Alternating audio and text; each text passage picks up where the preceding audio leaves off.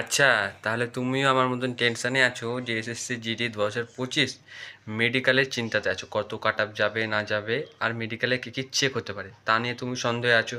এবং বিভিন্ন প্ল্যাটফর্মে তুমি দেখছো যে বাইরের স্টেটে বলছে, হিন্দিতে বলছে, কিন্তু তুমি বুঝতে পারছো না। তাই তোমার চাই একটা বাংলায় গাইডেন্স। তাই কোনো টেনশন নাই, আমি তোমাদেরকে সমস্ত গাইডেন্স দিব, কিন্তু ভিডিওর মাধ্যমে তো সমস্ত কিছু বলতে পারবো না।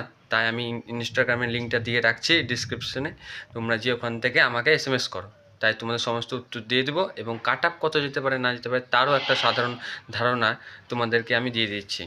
যে যারা ধরো 70-এর নিচে আছো, 75-এর নিচে আছো, 80-এর নিচে আছো, তারা তো পড়াশোনা শুরুই করে দাও। কারণ কি, তোমরা ভেবে নাও যে তোমরা একবারে 50-50-তে আছো, তোমাদের হবে কি হবে না। এই আশা করিও না, এই যে ইউটিউবে ভিডিও ছাড়ছে, কে বলছে 70-এ হয়ে যাবে, কে বলছে খুবই কম যাবে, এইসব আশাতে থাকিও না। নাহলে তোমার এই সামনে যে 25-26-এ ভ্যাকান্সিটা আসছে, সেটাতে তুমি বাদ।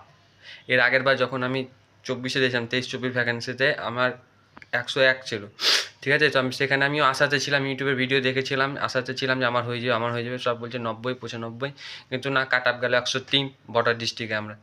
তো আশাতে থাকিও না, পড়াশোনা শুরু করে দাও। যদি হয়তো হয়ে যাবে এমনিতেই, যদি তোমার চাকরি হবে তাহলে হয়েই যাবে। আর তুমি যে আশাতে থাকো আমি 72 পেয়েছি, আমার হয়ে যাবে, আমার হয়ে যাবে, আমি আশাতে আছি, সেটা সম্ভব নয়।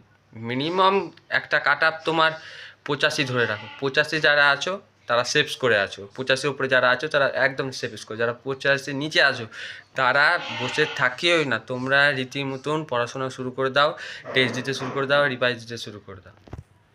আর হ্যাঁ, বলে দিই, যারা সস্তাতে, মানে ধরো যারা প্রি মেডিকেল করাচ্ছে, ওখানে তো 10,000, 15,000, 20,000 চাইছে, তোমার কাছে সেটা নাই, তুমি ভাবছো যে আমি সস্তাতে কোথায় করাবো, তাহলে তোমাকে বলে দিই গভর্নমেন্ট হসপিটাল, যেগুলো গভর্নমেন্ট হসপিটাল আছে, সেখানে বাইরের টিকিট 2 টাকা কাটিয়ে মাত্র তুমি তোমার ফুল বডি চেক আপ করতে পারবে। প্রথমে 2 টাকার কাটিয়ে তুমি ইএনটি ডাক্তার দেখাবে, ইএনটি নাক, কান, গলা, সেখানে দেখিয়ে দিলে, সেখানে তুমি চোখে ডাক্তার দেখাতে পারবে, ঠিক আছে, দেখিয়ে দিলে 2 টাকা মাত্র টিকিট নেবে, তুমি দেখিয়ে দিবে। তারপর তুমি তোমার পায়ে ডাক্তার দেখিয়ে দেবে মাত্র 2 টাকায়। গভর্নমেন্ট হসপিটাল যাও, কোনো প্রি মেডিকেল কোনো জায়গায় যেয়ে লাভ নেই, গভর্নমেন্ট হসপিটালে যাও, সেখানে তুমি বলো যে আমার এসএসসি জিডির মেডিকেল আছে, তো আমার একটু চেক করে দিন। গভর্নমেন্ট হসপিটালে ডক্টরও যার দায়িত্ব, তা তোমার বাইরের মানে যেগুলো আনগভর্নমেন্ট হসপিটাল আছে, নার্সিংহোম আছে, সেখানেও তো একই দায়িত্ব। তোমাকে ব্যাস যেতে হবে গভর্নমেন্ট হসপিটালে এবং বলতে হবে আমি আমার এর আগে 23-24 মেডিকেল আমি গভর্নমেন্ট হসপিটালে দেখিয়েছি, এবং সেখান থেকে দেখিয়ে এসে আমি ফিট হয়েছি।